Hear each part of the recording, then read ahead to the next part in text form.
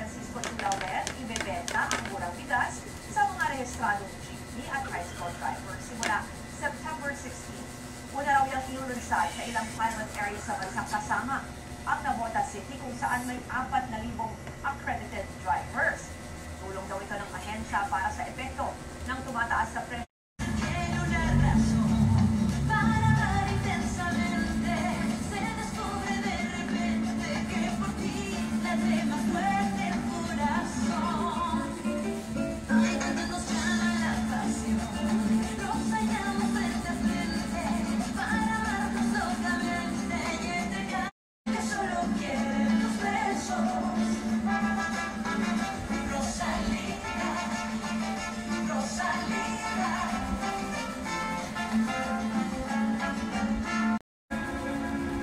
Isang bagay lang ang sasabihin ko.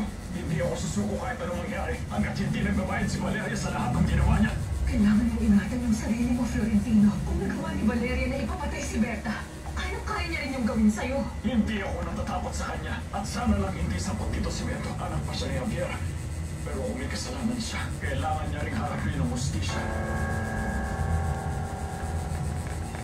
Ay, Senyora Rosalinda, akala ko pa naman hindi kayo pupunta. Ay, salamat naman at dinala mo rito si Erica. Kahit pa paano nayakap ko ulit ang mahal kong ina. Ganda talaga ng anak mo, no? Ang liit niya para siyang malika. Ay, ang ganda niya, diba? Ay, hindi mo alam. Hindi mo alam kung anong kaya kong ibigay para hindi siya mawali sa tabi ko. Alcira! Anak kong maganda. Dami na yan, sir! Papakiusapan niyo ba kung patawarin siya? Hindi, Lucy. Hindi ako pumunta bilang tiyanan mo. Nandito ako bilang isang babae, bilang kaibigan. Isa lang naman ang mapapahayag ko sa iyo, anak.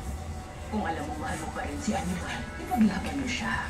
Nagtiwala ako kay Anibal. Binigay ko sa kanya pati ang puso ko, pero niloko niya ako. Alam ko naman. Pero kung susubukan mong ilaban, kaya talunin ang pagmamahal yung problema. Bigyan mong sarili mo ng pagkakataon. Huwag na huwag mong hayaang sirain ang pride mo. Ang pagmamahal mo dalawa ni Anibal.